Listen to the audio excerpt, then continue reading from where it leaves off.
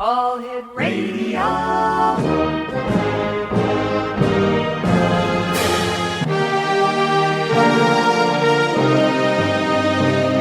Welcome to the X Zone, a place where fact is fiction and fiction is reality. Now, here's your host, Rob McConnell.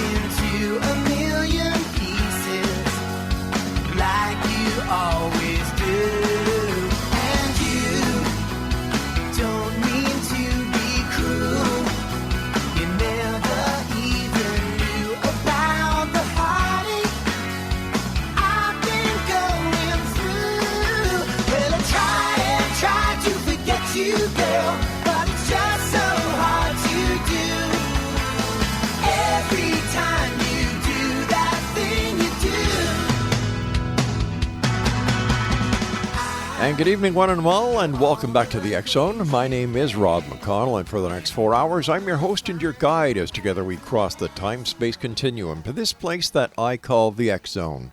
It's a place where people dare to believe and dare to be heard. It's a place where fact is fiction and fiction is reality. And the X Zone comes to you Monday through Friday from 10 p.m. Eastern until 2 a.m. Eastern, right here on the X Zone Broadcast Network, Talkstar Radio Network, Mutual Broadcast Network, and our broadcast family of affiliates right around this world. If you'd like to send an email, xzone at xzoneradiotv.com, on all social media sites, Xzone Radio TV. And for all the listings that we have on the X Zone Radio Show, visit www.xzoneradiotv.com.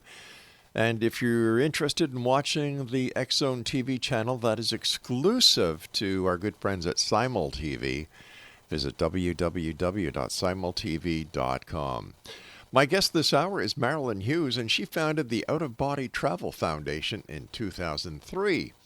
And MARILYNN has written over 104 books, 40 magazines, and 18 CDs on out-of-body travel and comparative religious mysticism. These out-of-body travel books, along with accompanying music and art, are all available on her website. And the website is www.outofbodytravel.org. Joining me now is MARILYNN Hughes. And MARILYNN, welcome to the X Zone. Thank you. It's great to be with you. It's nice having you back with us, MARILYNN.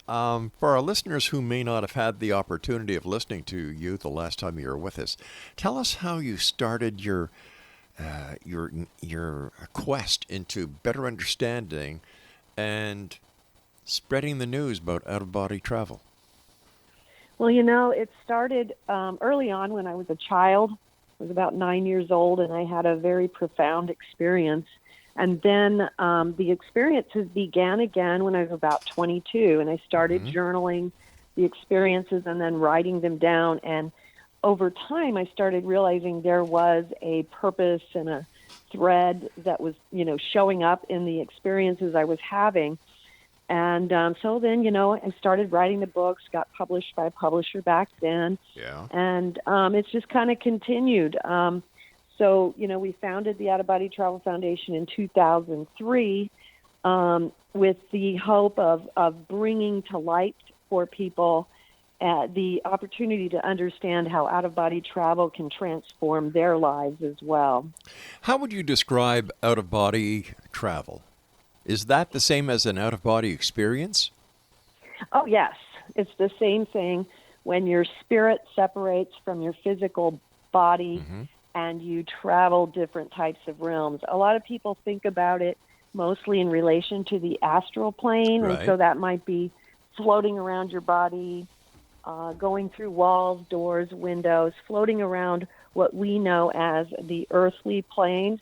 But what you find when you start having more and more of these is that out-of-body experiences really expand into a truly transformational path.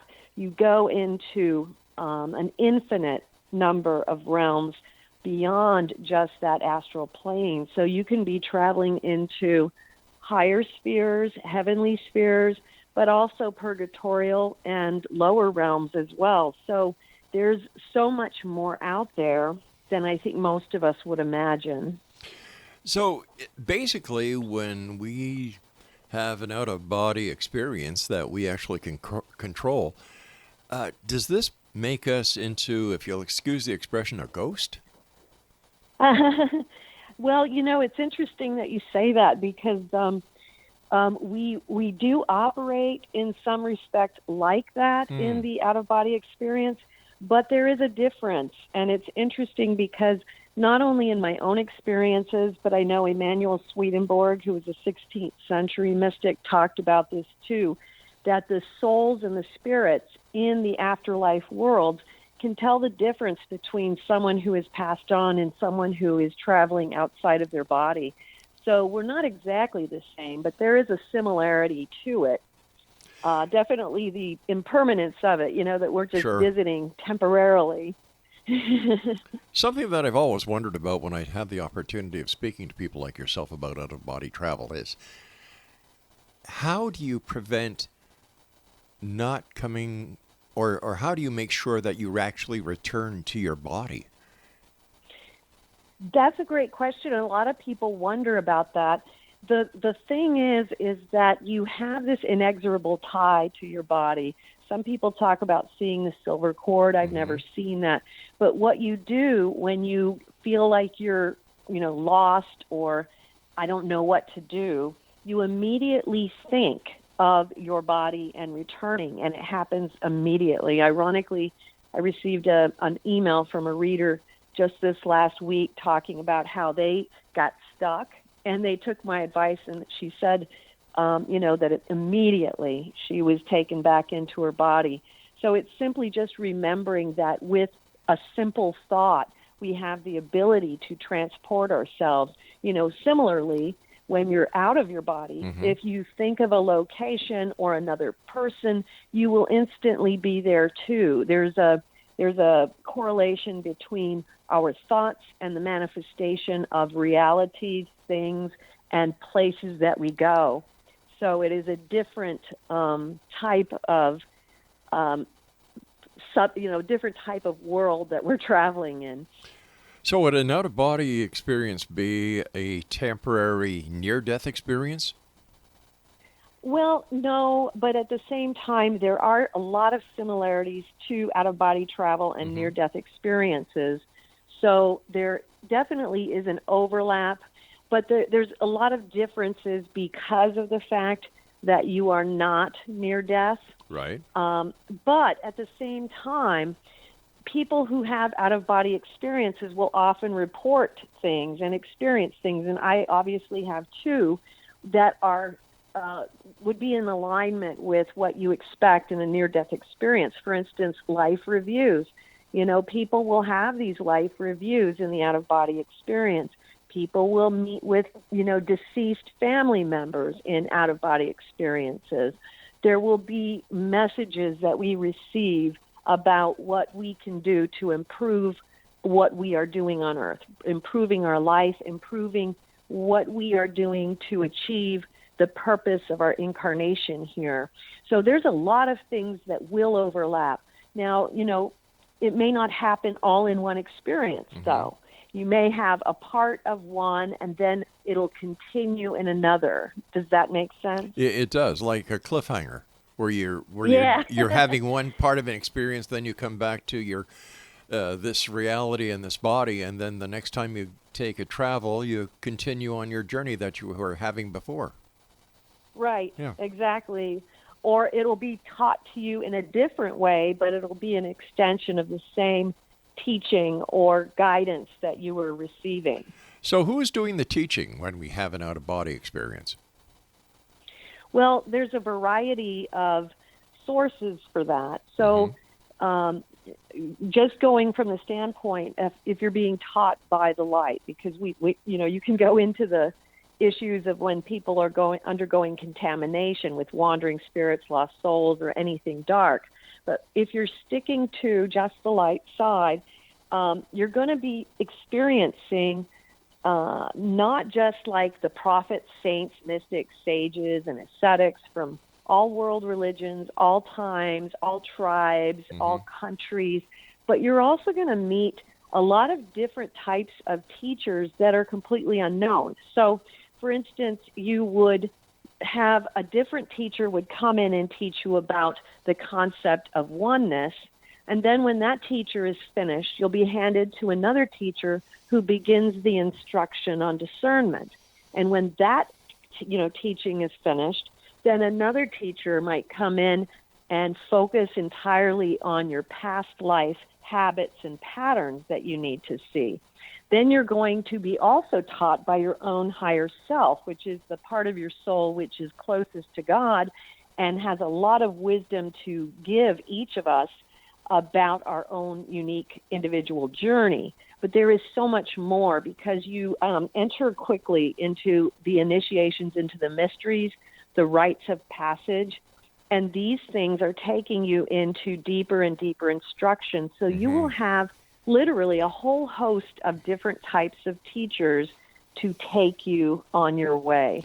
All right, Marilyn, please stand by. You and I have to take our first break. And Exonation, our guest this hour is Marilynn Hughes. And if you'd like to find out more about Marilynn, or if you'd like to find out more about out-of-body travel, visit www.outofbodytravel.org.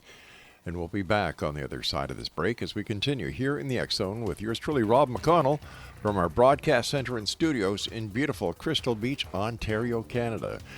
Whatever you do, don't go away and listen. My favorite radio station when I'm in the office and I just want to hear some real cool music. Classic talk, classic rock, classic music is classic1220.ca. Don't go away.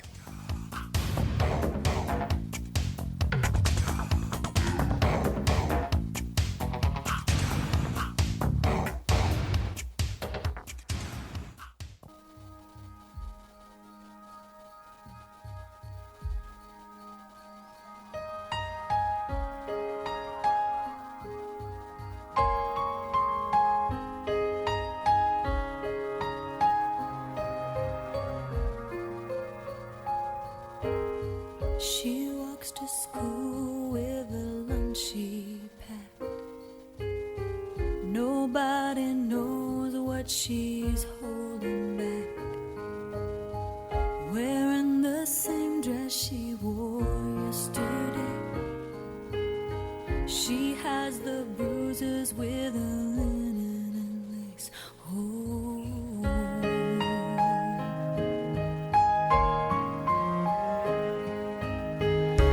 Teacher wonders, but she doesn't ask. It's hard to see the pain behind the mask, bearing the burden of a secret storm. Sometimes she wishes she was never born. Through the wind and Marilynn Hughes is my guest this hour. www.outofbodytravel.org. How or why is out-of-body travel so important to us? And why should everyone experience it? Well, I don't know that I would say that everyone should, but if someone wants to try to seek it out, I think it's a worthy thing. Part of the reason why it is so unique and special is because, first of all, you are witnessing and seeing what the other side is really like.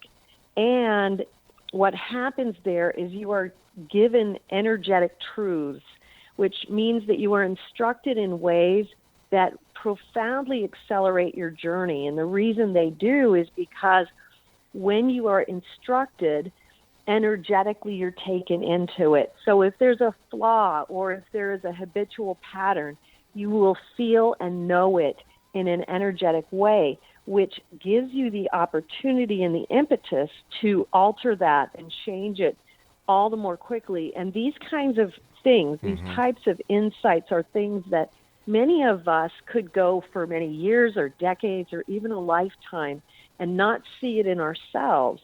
And so that's what makes it so special, because it accelerates the journey to such a high degree.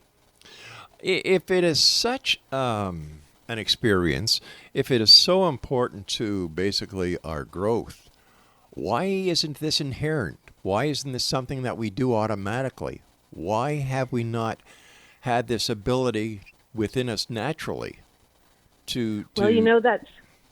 Oh, I'm sorry. Go ahead. to actually do it when we just think about it? Why should we learn how to do it if it's so important? This is such a good question because we do.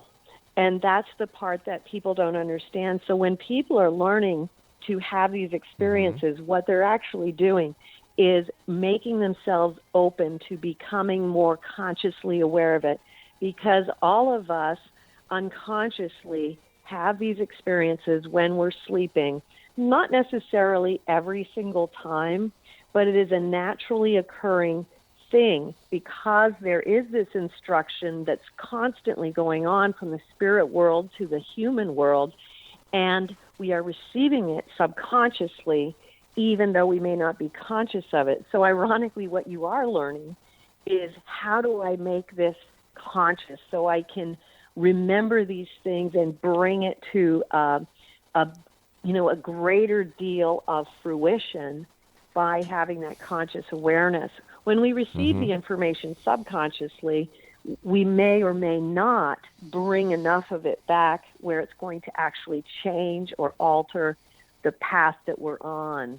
So becoming conscious is absolutely a vital part of it and very helpful.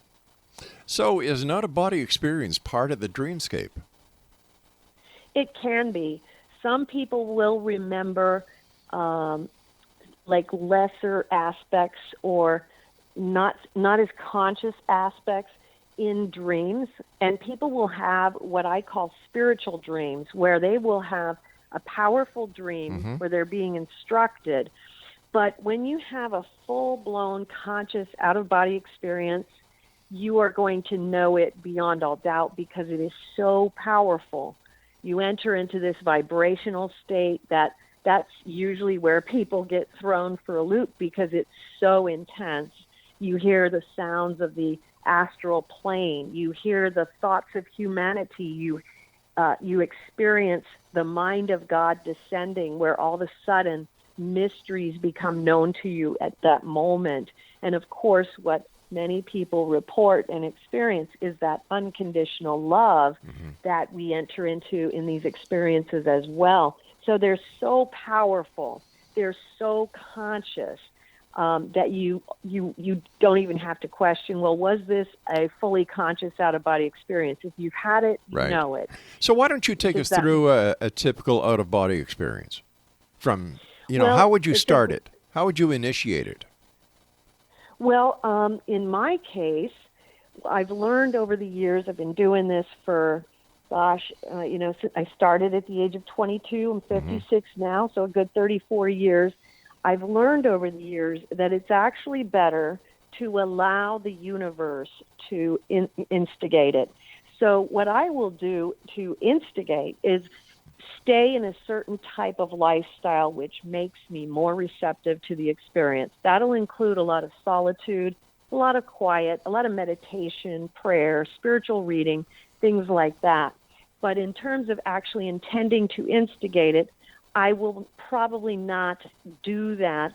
I do everything like meditate. I do ask people when they're trying to become aware of these experiences to meditate for long periods of time, 3 hours at a time, so that they can get to the depths of consciousness that's necessary, especially in the beginning. As you practice over the years, it won't take that long. But in the beginning, for a lot of people, it does. But, when you ask about what is a typical out-of-body experience, there are the typical ones that many of us have heard about, where you go out of your body, you look at your body from above, and your body looks like a clump of gray flesh. And then you go through walls, or you experience fear because it's really intense, or you experience fear because some people are worried that they died in their sleep, things like this. Those are your typical ones.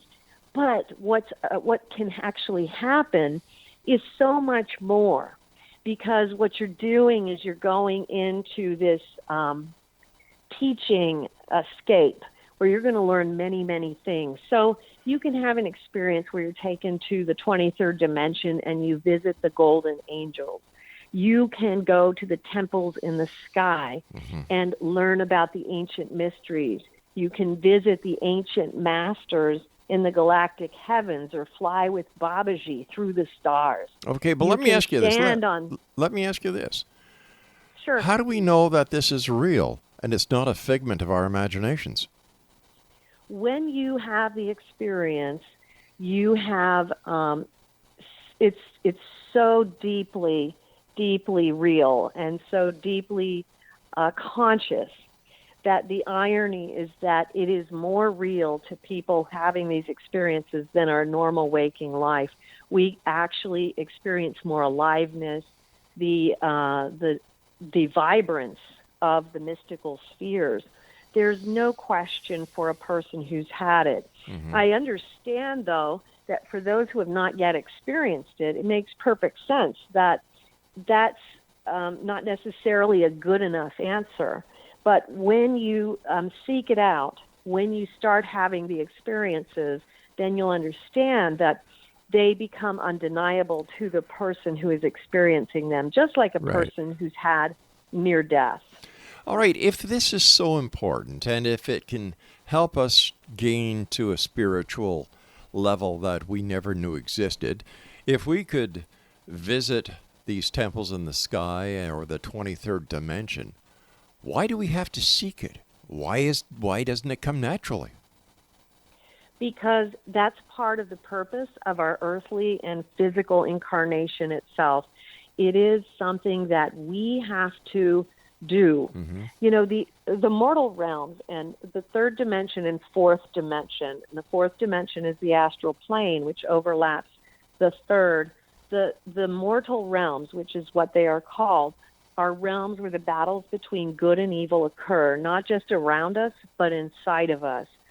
And our purpose in incarnating in any mortal realm, whether it's Earth or whether it's another world, which there are many, would be to uncover the darkness within our own soul and then to transform that and to attain over time to greater and greater light. And how does that happen?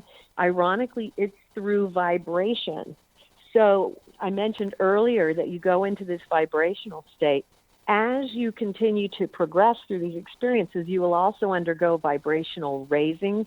Your frequency will be lifted up. And what you learn very quickly is that knowledge is not information, it's vibration. And the way that you start to understand greater and greater mysteries of God are by achieving higher frequencies.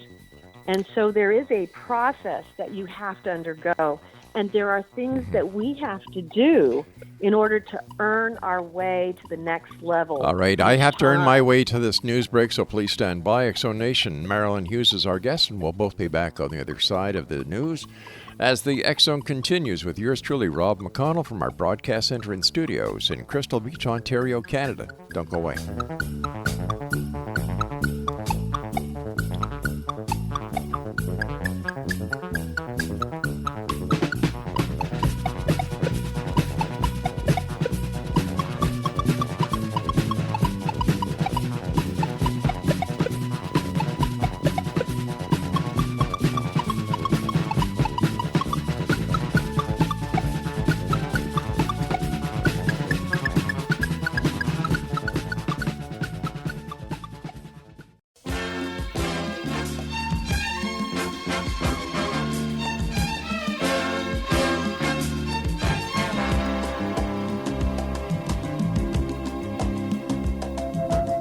Lady love, your love is peaceful like a summer's breeze. My lady love, with love that's tender as a baby's touch, you give me all of the things that I need so much. You're my world, lady love.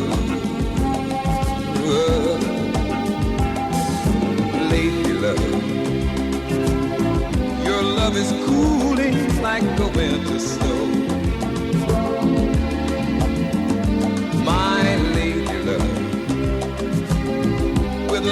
that's cozy as a fire's glow.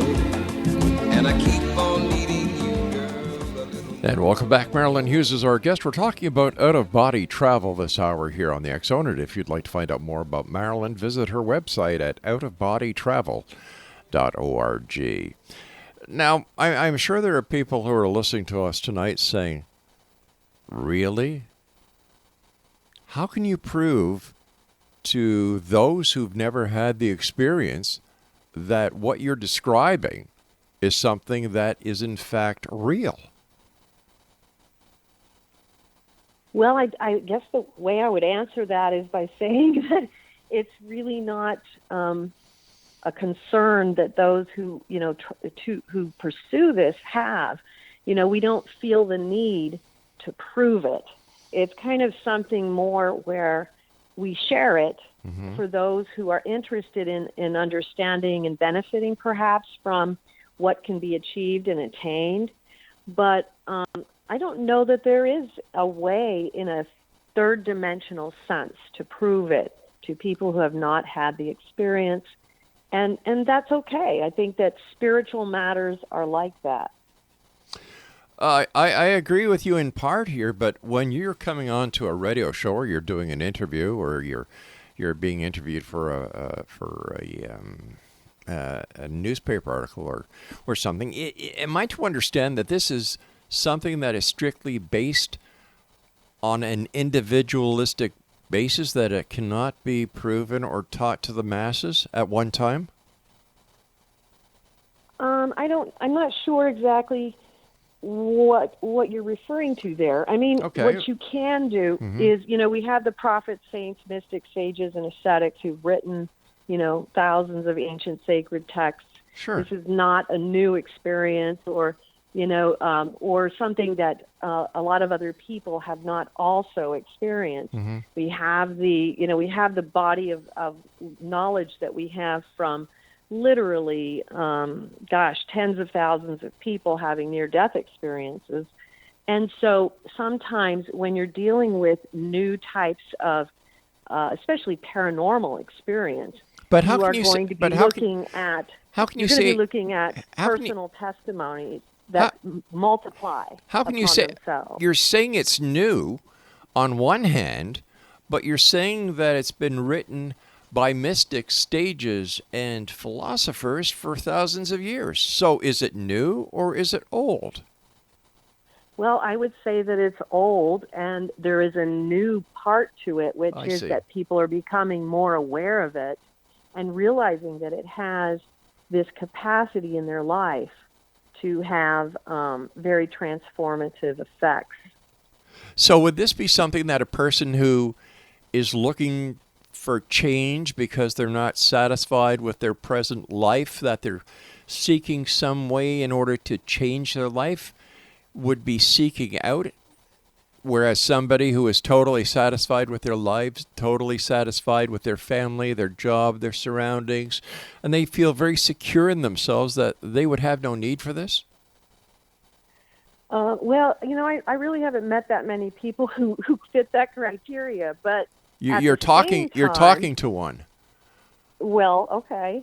But what I'm saying is that most of the people that I meet are seeking deeply for the wisdom of God. They want to find out what's on the other side. They want to pursue some kind of spiritual path, a journey.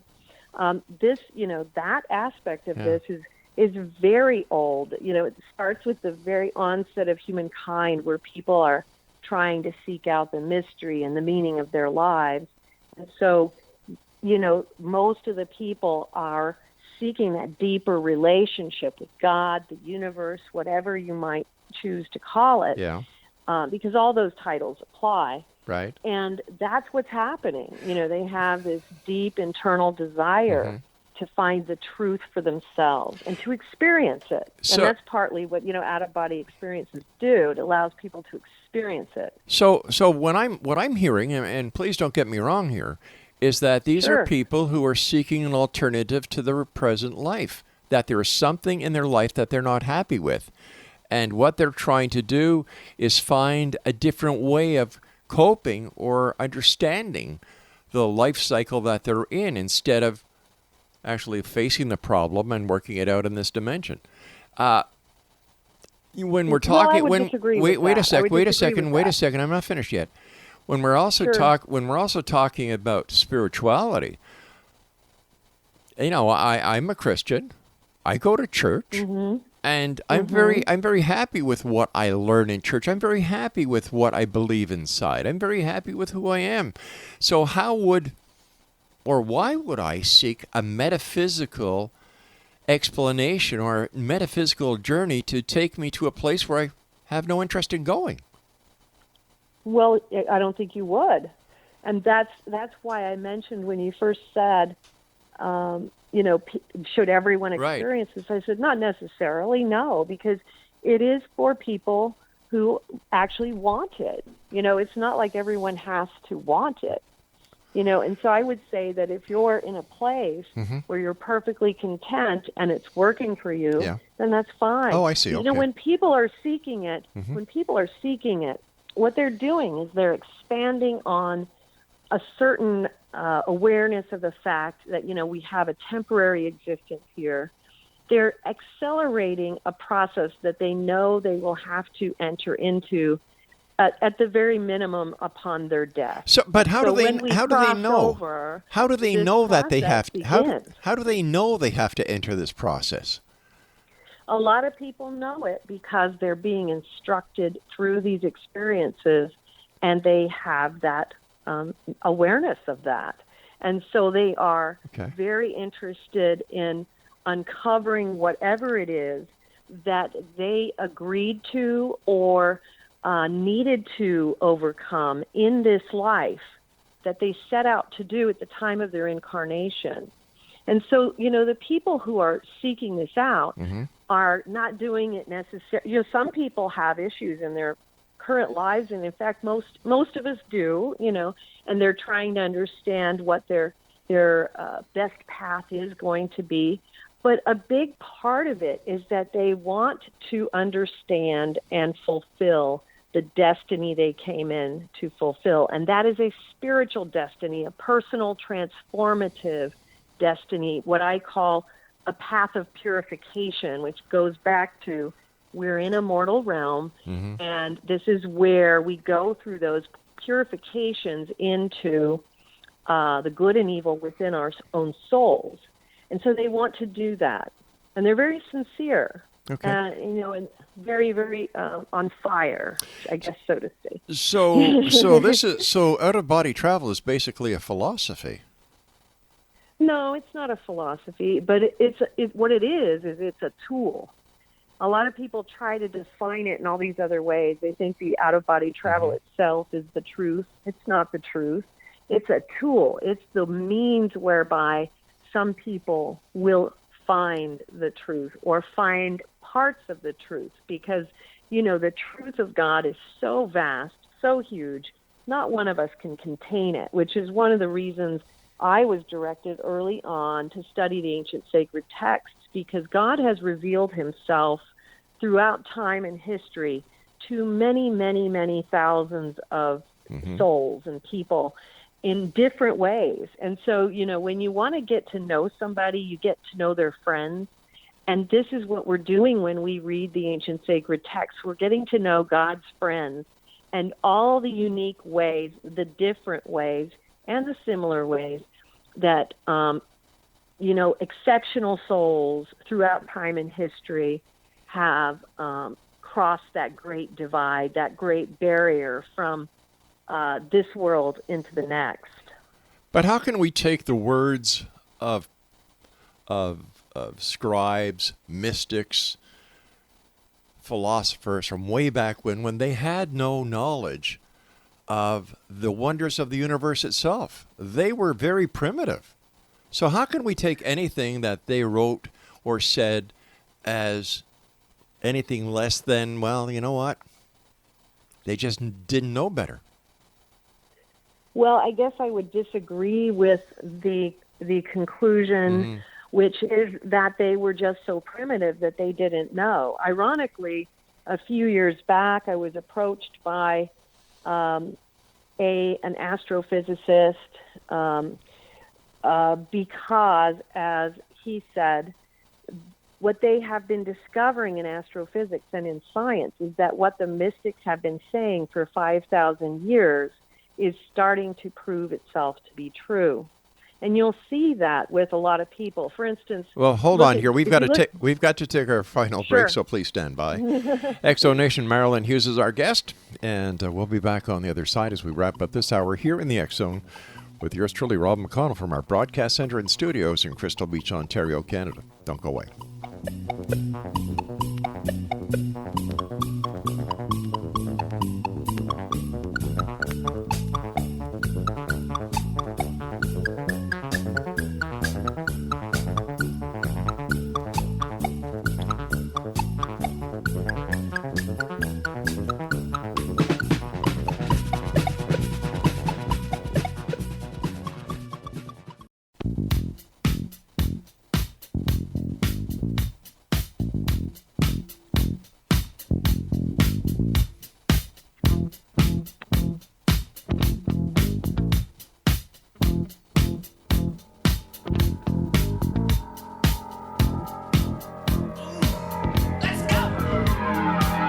Walks further down the street with the brim pulled way down low.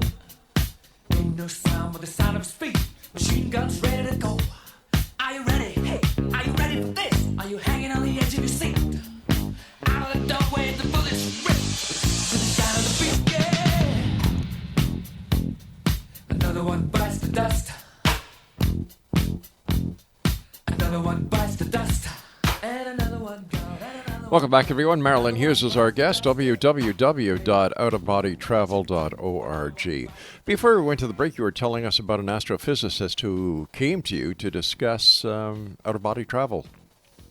Yeah, I was working with a board, the Dr. Edgar Mitchell Foundation for Research into Extraterrestrial Encounters. Oh, yeah. And that is what we were working on. And what I was going to point out, a couple of things. One is, no one has to believe it. No one has to take the words of the mystics. Right. So that's not what any of us would say. We would say that it is freely given. Just like, the New Testament is an ancient sacred text. And so we take the word of the writers that these miracles occurred, that the resurrection occurred. It's the same thing where people have to follow what feels correct for them. But I wanted to mention Dr. Edgar Mitchell because he was one of the Apollo astronauts. And one of the interesting things about him was that when he went into space, he went to the moon. When he went into space, he experienced a profound mystical experience along with apparently the other astronauts on his mission, where they went into a state of ecstasy or samadhi in space. And one of the unique things was, when Dr. Edgar Mitchell returned from space, he founded the Institute of Noetic Sciences, and he participated in years and decades of psychic research and research into not just the mystics from all ages and all throughout time, but he was very interested in trying to understand what had happened to him. And so what we find, I look at Dr. Edgar Mitchell as unique because he was a true scientist who had a mystical experience. And then when you follow and understand what happened to him, and you compare it to the experiences of some of the mystics, they're not so different. You know what I mean? And it shows us that there is an intersection in our humanity where science and spirituality do meet. And this is one of the things that the astrophysicist was sharing with me. We, in fact, wrote an article called The Science for Moral Law. And it was about the things that they were discovering in astrophysics and how it works with physical reality and what they've learned regarding the mystics from throughout time. So there is a correlation, at least in some people's eyes, to these things, right? So I guess it's a matter of preference. It can be, yeah, for sure. And, one of the reasons it's so important to say that, no, not everyone has to have the experience, but those who wish to pursue it, it can be very, very fruitful and it can be very meaningful. But for those who find their path in other ways, there's nothing wrong or inferior in that. You know, we have many different ways that people find their path, and that's why it's for those who are uniquely, Right. they're just drawn in that direction. Okay. And for those who are not, they don't have to be. Let me ask you this. Why would an astrophysicist be interested in out-of-body travel? Because he had found that in the writings of the mystics, the experiments that were being done in the astrophysical realm, and I will apologize for the fact that I do not understand this because it's well over my head. Because to me, yeah, because what he explained- astrophysics is a branch of the space science that actually applies the law of physics and chemistry to explain the birth, life, and death of stars. So where does out-of-body travel fit in all this? I don't understand it.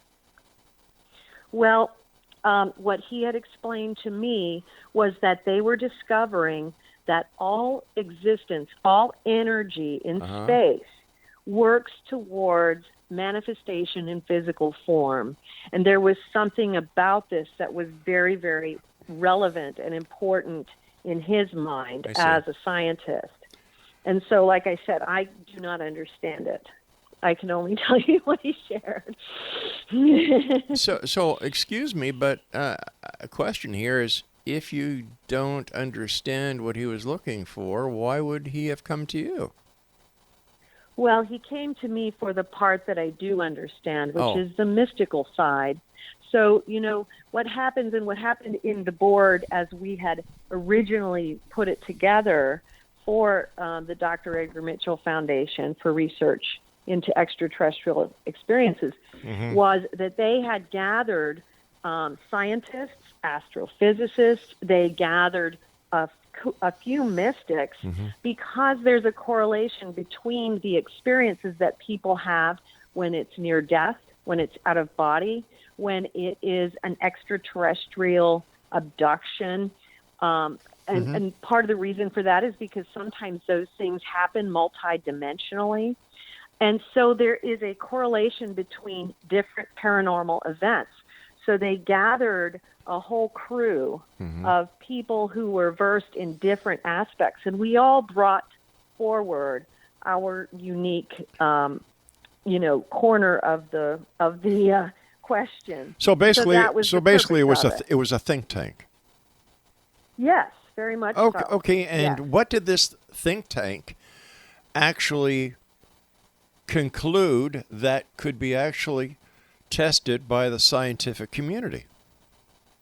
Well, that's what they're doing now because the organization, and I don't know that much about it because I'm no longer involved right now, but they are, they put out a book called Beyond UFOs, which was the culmination of all their research into thousands and thousands of people who had extraterrestrial experiences of one kind or another. And so they put that out. I know they're currently working on the follow-up book, which unfortunately I do not know the title, but it is going to be the science behind this whole thing that you're talking about, which is the correlation between near-death experiences, out-of-body experiences, extrasensory perception, the extraterrestrial experience when it's occurring multidimensionally or otherwise, and other forms of paranormal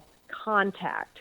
And so they're going to bring forward what that science is, and they have actually a lot more scientists aboard now who are participating in that process. So the science is out there. I've participated in several scientific studies myself with other people. I was involved in a scientific study with Dr. Edgar Mitchell, Ingo Swann, done by Dr. Thomas Streicher. I was involved with one that was done by Skeptico.com.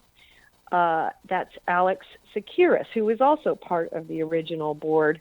But that happened like several years before that happened. And so, there are a lot of scientific people out there who are investigating these things. I know that there is also a lot of work being done with, taking brain scans of people who have experiences like this, and scientists are comparing them and learning a lot about what causes certain people to be more likely to have these types of experiences than others. And so it's happening. The scientific analysis is happening. And so it's out there. But what we have to understand is that you don't need scientific analysis to define your experience. And not for the not for the experiencer, but for those who have not had the experience. And according to our research that we've done here, the number of people who actually have out-of-body experiences are in the very low percentile. I don't think that I'd be interested in seeing that study, but I have the unique experience of receiving a lot of email from people, thousands and thousands around the world. And my experience is not that. We're going to have to say so long for now because we've run out of time. And X Zone Nation, if you'd like to find out more about Marilynn Hughes and the work that she's done, visit her website at www.outofbodytravel.org. Personally, I think it's a matter of choice. It's a matter of belief.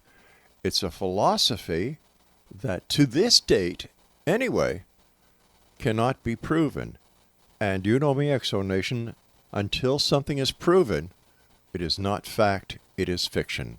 We'll be back on the other side of this break as we wrap up this hour. No, we were already wrapping up this hour. My goodness, getting ready for the next hour. This is what happens when I travel out of body. I kind of lose myself. We'll be back on the other side of the news break at 6.5 minutes past the top of the hour as the X Zone continues with yours truly, Rob McConnell, from our broadcast center and studios in Crystal Beach, Ontario, Canada. Now, you know what this music means.